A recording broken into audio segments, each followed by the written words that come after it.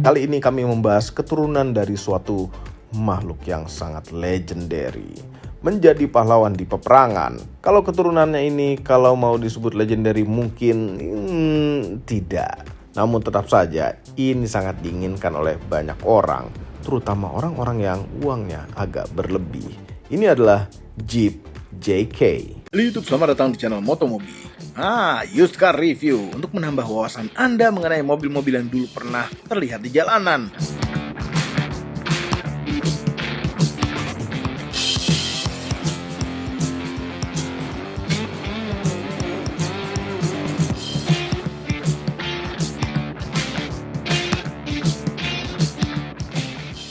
Sedikit sejarah mengenai Jeep.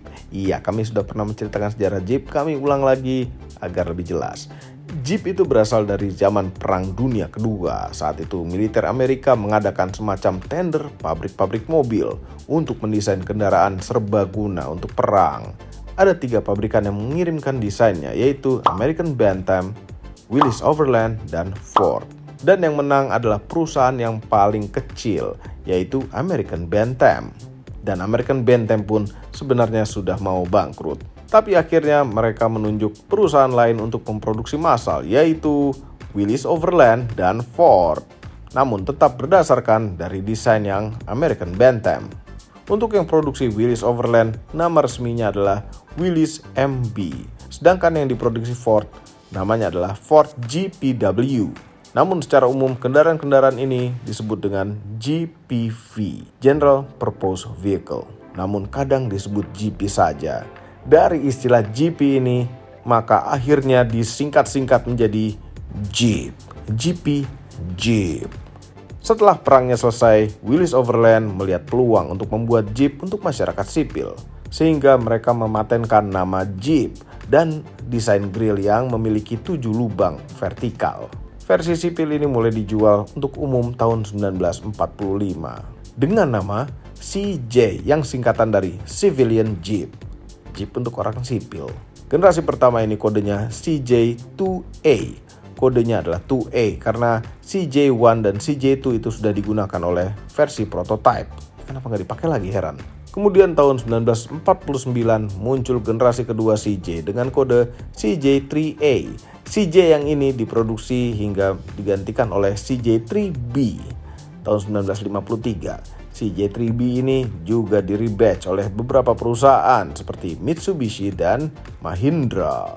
Untuk yang Mitsubishi itu diproduksi sampai 98, luar biasa dengan bentuk yang tua dan jelek. Yang Mahindra bahkan diproduksi sampai 2010. Ya, yang Mahindra ini akhirnya dia bikin mobil yang mirip, ya nanti itu ceritanya kapan-kapan. Tahun 1954 mulai diperkenalkan generasi baru lagi dengan kode CJ5. Langsung loncat ke 5 karena kode CJ4 atau CJ4 sudah dipakai untuk sebuah mobil konsep. Ya, kenapa nggak dipakai lagi? Konsep-konsep sendiri juga. Kemudian tahun 1955 diperkenalkan versi sasis panjang dari CJ5 dengan kode CJ6. Tahun 1976 diluncurkan pengganti dari CJ5 yang dengan kode CJ7. Ini dia jagoannya. Pada generasi ini Jeep menyediakan varian mesin diesel yang diproduksi oleh Isuzu. Jadi CJ7 yang diesel itu mesinnya Isuzu. Untuk negara-negara berkembang, CJ7 ini ada varian sasis panjangnya juga dengan kode CJ8 atau lebih dikenal dengan CJ Scrambler. Tahun 1986 muncul pengganti dari CJ7, namun kodenya bukan CJ lagi. Sekarang kodenya berubah menjadi YJ dan ada nama resminya lagi, yaitu Jeep Wrangler. Ciri khas dari generasi YJ ini adalah lampunya yang berubah menjadi kotak, tidak seperti generasi-generasi CJ yang lampunya bulat. Tahun 1996 diperkenalkan generasi baru lagi, yaitu Jeep Wrangler TJ. Pada generasi TJ ini lampunya dikembalikan ke kodratnya, yaitu kembali membulat. Ada pilihan short wheelbase dan long wheelbase. Pada generasi ini mulai diperkenalkan varian Rubicon yang lebih dedicated untuk off-road.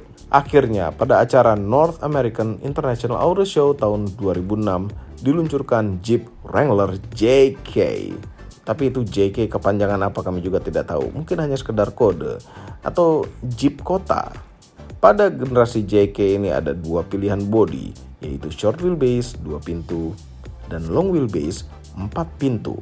Itu kalau tidak menghitung pintu bagasi ya.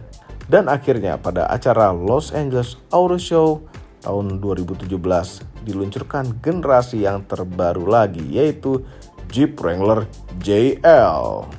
Dulu kami sempat bikin komparasi antara Jeep JK dan Jeep JL bersama Bung Fitra, yang umurnya mungkin sudah pernah mengalami semua generasi Jeep. Silahkan nonton videonya apabila belum. Dan nonton juga Jeep Challenge, itu kami bersaing dengan Bung Fitra juga. Kami pakai JK, dia pakai JL. Terus sekali. Jeep JK merupakan mobil bekas. Nah, untuk urusan mobil bekas, kami serahkan spesialis mobil bekas, Mamang itu, Mamang Ican. Namun sebelum Anda ketemu Mamang Ican, mohon hentikan sementara video ini dan tekan tombol jempol ke atas. Subscribe channel Motomobi apabila belum, berikut dengan tombol loncengnya agar kami bahagia. Yang pernah Jeep Challenge, Fitra Ere dan Omobi itu pakai Jeep warna putih. Nah, ini adalah Jeep JK 10 years anniversary. Jadi apa aja kelebihannya akan kami review di Motomobi Used Car. Nah, dari dulu gitu ya, Jeep CJ7, YJ, TJ, JK, JL itu mempertahankan desain depannya tuh seperti ini dengan 7 buah grill. Sudah 1 2 3 4 5 6 7 dan juga lampunya bulat udah pasti. Nah, tapi yang ini masih pakai halogen dan hebatnya ini masih kaca bahannya. Keren kan? Terus juga lampu sennya bulat-bulat, di over fender juga ada, di fog lampnya juga bulat. Masih pakai kaca juga, ya walaupun halogen gitu ya. Terus juga ini, nah tapi berbeda dengan ininya. Bempernya memang ini walaupun dalamnya ada besi-besinya gitu ya, ini tapi udah diselimuti dengan plastik yang keras, masih bisa didudukin. Kap mesinnya karena 10 years anniversary, dia hampir sama dengan yang dipakai oleh Jeep JL. Sedangkan yang JK yang aslinya itu polosan, ada sedikit tonjolan-tonjolan di bagian atasnya. Ini udah mirip JL dengan kisi hawa yang asli di bagian situ. Keren. Terus juga windshield-nya gitu ya, di bagian depan, kaca depannya, kalau yang Jeep JK udah pasti dia menyiku tajam di bagian pinggir-pinggirnya. Sedangkan yang JL udah mulai mengoval. Ya itu berbeda sih, senang yang mana. Tapi at least kalau Rubicon udah pasti windshield-nya bisa ditidurin. Nggak hanya manusia aja, ini bisa ditidurin. Mesin yang dipakai oleh Jeep JK, dia pakai Pentastar V6 gitu ya, 6 cylinder. Dan dia mengeluarkan tenaga sekitar 285 horsepower dan torsinya adalah 353 Nm yang disalurkan ke roda belakang karena ini adalah part-time power drive, bisa disalurkan juga ke roda depan. Nanti ada diferensialnya akan dijelaskan lagi. Dan dia mempunyai transmisi 5-speed automatic dan juga 5-speed manual. Nah, tapi yang otomatiknya dia ternyata pakai transmisinya yang dipakai oleh Mercedes-Benz. Nah, banyak yang nggak tahu itu, nanti bisa dilihat speknya. Jeep JK dari bagian samping, ini 10 years anniversary, bedanya hanya di di footstepnya. Tapi memang Rubicon itu dibuat untuk bisa dilepas-lepas gitu ya. Kalau misalnya bosan dengan atap tertutup seperti ini bisa dibuka-buka sampai hanya trondolan roll barnya aja bisa, karena pintunya bisa dibuka. Engselnya di luar, jadi gampang banget untuk membukanya. Jadi tanpa pintu pun bisa, tanpa atap pun bisa, bahkan bisa diganti dengan yang soft top. Ini hardtop dan gampang dibukanya dari dalam saja. Bukaan pintunya masih pakai pencetan seperti ini, mirip seperti G-Class gitu ya, yang dipencet pakai thumb gitu ya. Dan juga ya ini spionnya memang kotak sih, kotak gede gitu ya untuk bisa melihat ke bawah waktu di off-road. Oke, peleknya dia pakai velg 17, 285, 70, ring 17 dengan model seperti itu. Ada emblem kebanggaannya, 10 years anniversary di sebelah sana. Di sini, nah sini juga ada nih, sini juga ada trail rate. Nih, diekspos semua nih baut-bautnya. Dan juga untuk di bagian belakang, ini kalau misalnya nggak mau ada, masih pengen ada pintu tapi bagian belakang masih bisa dibuka, ini bisa dibuka. Rubicon. Dan juga dia mempunyai over fender yang besar di sini. Itu 2. Sahara beda lagi. Biasanya kalau Sahara itu sewarna body, tapi kalau yang Rubicon yang 10 years kebetulan senangnya pakai yang plastik doff hitam. Jeep JK dari bagian belakangnya hampir sama aja dengan Jeep-Jeep yang zaman dulu, TJ, YJ, itu kayak gitu. Lampunya bulat gitu. Wait a minute. Lampunya bulat gitu. seperti itu sebelah sini, tapi yang nah ini 10 years anniversary gitu ya, ini agak-agak di smoke gitu. Jadi lebih modern kelihatannya. Walaupun buka pintunya masih ke samping juga, dan ini tujuannya Rubicon bisa dilepas-lepas sampai ke bagian belakang, sampai ke bagian kacanya. Ini nggak ada penguncinya. Biasanya kan krek gitu ya. Tapi kalau di JK nggak ada gitu, kayak gitu.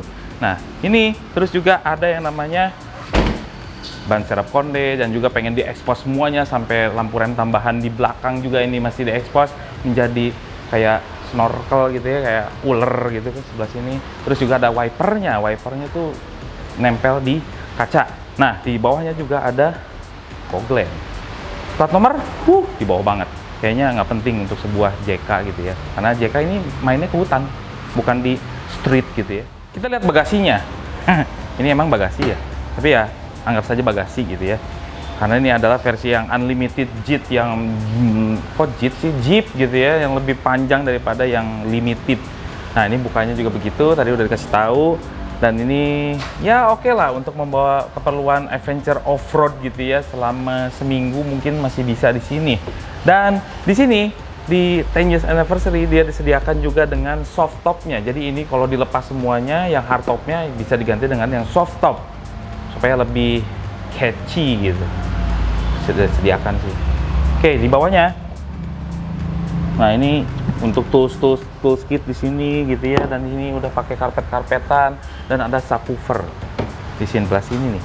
Alpine Jeep JK di bagian kokpit depannya ini pakai plastik keras semua, dan bukan keindahan yang dilihat tapi fungsionalitas. Bahkan kalau saya lihat gitu ya, ini Mahindra itu persis desainnya kayak gini, hampir persis kayak gini, plastik keras semua. Dan juga untuk speedometernya juga pakai font-font yang zaman dulu di Jeep-Jeepan YJ gitu ya, TJ ini hampir sama, tapi at least di sini lampunya sudah berwarna putih, walaupun masih sedikit ada model kalkulator. Nah, di sini juga kita disediakan yang namanya cruise control. Oke lah, untuk zaman sekarang disediakan kompas ya, keperluan untuk Jeep adventure off-road. Dan juga di sini ada berbagai menu juga nih. Kita lihat ya, kita lihat, betul kan? Ada temperatur luar, ada digital speedometer, bisa ngapain aja lah pokoknya di situ. Dan yang unik di Rubicon gitu ya, Rubicon tuh jadi di sini ada power window. Power window-nya tuh berada di tengah. Kenapa nggak di pintu? Karena pintu ini bisa dilepas gitu ya. Jadi power window-nya ditaruh di dalam, di tengah, center console, dan menjadi point of interest, point of view. Kalau kita ngelihat dashboard-nya, kita melihat keindahan sebuah tombol power window ya di tengah. Kenapa nggak kisi AC gitu ya, bukan kisi AC. Kenapa nggak tombol-tombol AC aja yang berada di tengah? Ini tombol power window ada di sini. Mungkin kita harus membuka window-nya secara terus-terusan, I don't know. Nah, di atasnya ada tempat penyimpanan juga, dan di sini ada infotainment-nya gitu ya. Dan ini infotainment ya, karena dia 10 years anniversary, dia udah pakai Alpine gitu ya standarnya, dan pakai subwoofer Alpine juga. Cuman ada di 10 years anniversary. Dan di sini untuk climate controlnya lengkap, ada semburannya lengkap, terus temperaturnya lengkap, heaternya lengkap, ada fan speednya sampai banyak banget. Dan di bawahnya ada tombol-tombol yang menarik, karena di sini ada hill descent control, ada traction control, ada yang namanya heated seat, ada electric mirror juga. Oke, kita bahas di bagian transmisinya. Transmisinya dia pakai 5-speed gitu ya, yang dipunyai oleh Mercedes-Benz. Itu lucunya gitu ya. Dan di sini juga ada yang namanya transfer case untuk 4 wheel-nya, di sini sampai 4L. Dan disediakan untuk yang Rubicon udah pakai bisa detachable sway bar. Terus juga di sini ada yang namanya axle lock gitu ya. Bisa yang pakai yang depannya aja atau yang belakang. Di sini ada cup holder, di sini juga ada ya armrest yang gede, di sini juga ada tempat untuk kunci, mungkin kalau lagi adventure off-road bawa uang disimpan di tengah sini. Nah, di sini ada yang namanya, nah ini konsol boxnya itu, wah, dalam sekali. Ini gede banget. Dan di sini juga ada power outlet untuk di dalam situ, jadi bisa dikunci. Nah, senangnya itu. Nah, di sini juga kita bisa lihat di atasnya tuh kayak trondolan gitu ya. Model-modelnya tuh kayak plastik semua. Di sini ada peredamnya supaya kalau hujan tuh nggak keras-keras sama krotok-krotoknya. Dan di sini ada yang namanya roll bar. yang dibungkus-bungkus pakai kain supaya kalau kejeduk itu nggak sakit-sakit amat. Nah, kalau ada pegangannya juga di sebelah sini, pakai tali biasa kayak tali untuk manjat pohon sih, manjat manjat tebing maksudnya. Nah, ini pakai kayak gituan. Rubicon. Jadi teknologi yang zaman sekarang dipadukan dengan Jeep yang zaman dulu. I like it. Bagian belakang gitu ya di JK gitu ini nggak begitu nyaman karena ini sandarannya tegak. Walaupun disediakan headrestnya 3, jadi muat untuk 3 orang di tengah. Makin nggak enak karena ini pantatnya ngedelep ke dalam gitu ya. Dan juga disediakan ruang kaki yang setengah paha, nggak nyaman untuk perjalanan jauh. Headroomnya masih oke, walaupun kalau ke depan ini hampir-hampiran kayak mau nabrak speaker yang ada di atas. Terus di sini disediakan 2 buah cup holder. That's it. Dan di sini di pinggir-pinggirnya ada yang namanya side pocket yang bentuknya jaring. Terus juga karena ini pintunya bisa dilepas gitu ya, power window-nya ditaruh di bagian tengah.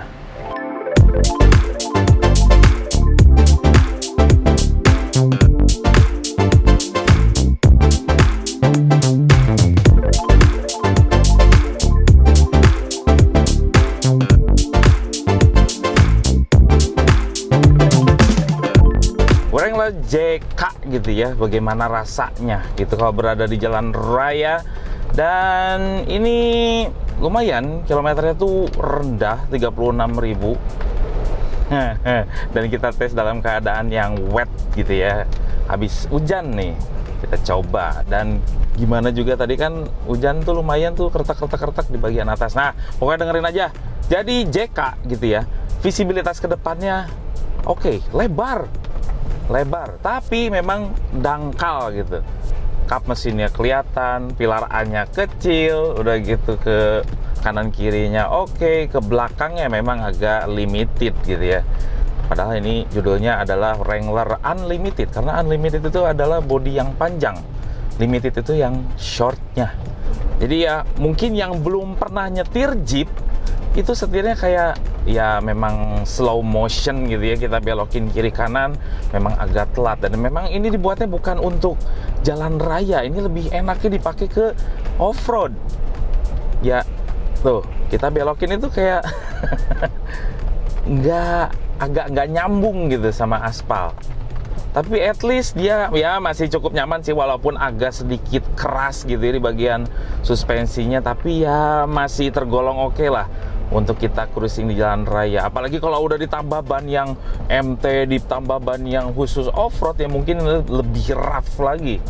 Tapi ini aja, ini udah ya cukup nyaman sih. Untuk bawa cewek di sebelah juga masih bisa ayang-ayangan gitu ya. Mesin yang dipakai oleh JK ini dia pakai Pentastar V6 3600 cc dan itu nggak ada turbo-turboan. Punya tenaga 285 horsepower dan juga torsinya adalah 353 Nm. Dan dia pakai transmisi otomatis 5 speed dari Mercedes-Benz. Rasanya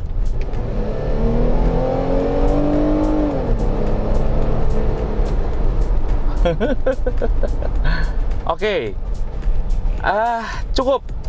Jadi untuk menghela bobot yang besar dari sebuah JK itu cukup. Apalagi dia dengan spek off-road tinggi, berat, itu oke. Tadi dari 40 dalam kondisi rolling start gitu ya, ke 80 ke hampir ke 100 itu lumayan cepat.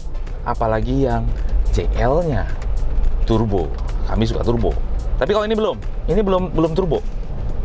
Karakternya memang ya wajar, sebuah SUV dari RPM awal udah ngisi tenaganya. Udah di RPM 4.000, 5.000, apalagi 5.000 ke 6.000 udah mulai kehabisan napas. Nah di Jeep JK juga dia punya kelebihan, ada sway bar-nya, ada axle lock-nya untuk depan atau belakang, tinggal pilih aja. Jadi untuk off-road capability-nya oke lah. Nah sway bar itu biasanya di detachable kalau dalam keadaan off-road, supaya travel rodanya itu lebih bagus untuk mencengkram grip di daerah off-road, itu lebih bagus. Tapi kalau di kondisi jalan raya, sway bar-nya dipasang karena untuk mendapatkan grip ke aspal yang lebih baik. Untuk sebuah Jeep, kekebalan kabinnya masih tergolong oke.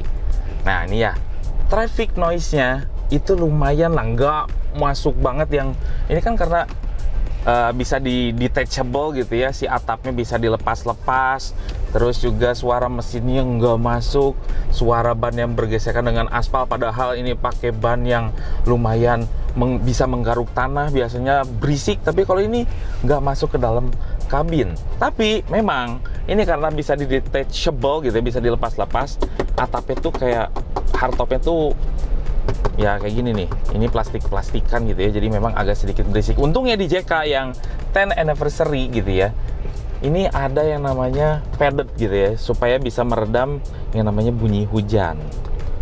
Tapi masih berisik juga gitu. Kalau kena hujan yang deres banget itu kerasa krotok. Ya nggak apa-apa lah ya, mobil cowok banget gitu, berisik, jadi kita bisa teriak-teriak. What's so special about this Rubicon? Namanya Rubicon, dia legenda. Historical value-nya udah nggak usah ditentang lagi. Udah gitu tampangnya ganteng, mau ngegait cewek, pakai ini. Habis gitu mau ngajak jalan-jalan cewek itu nggak hanya di mall aja. Ini bisa kemana-mana karena off-road capability-nya luar biasa untuk sebuah Rubicon. Tapi ada minusnya karena dia mempunyai bahan bakar yang boros. Udah gitu kalau dipakai di dalam kota, di mall-mall, cewek lu pasti akan itu karena suspensinya sedikit stiff lah untuk di sebuah Rubicon. Pajaknya per tahun di daerah Jakarta itu 9,5 juta rupiah. Kalau harga, kalau pengen beli, kalau terlalu mahal untuk membeli Jeep yang terlalu tinggi gitu ya, mahal banget, beli aja secondnya. Nah ini kebetulan ada barangnya di Auto High. Auto High, tolong kasih tahu harganya kalau ada yang nanya ya.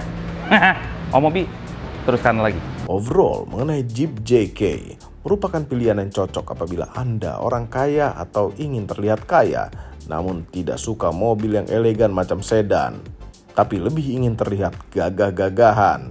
Apabila Anda pakai mobil ini, orang awam pun akan berpikir bahwa ini adalah mobil mahal, dan Anda akan dihormati apabila datang ke perkantoran atau ke mall.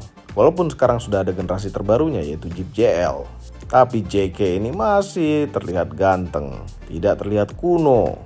Walaupun mayoritas pemakai Jeep JK zaman sekarang hanya dipakai ke kantor atau ke mall saja, mobil ini sebenarnya sudah sangat capable untuk off-road. Lihat saja video itu Jeep Challenge yang kami menangkan.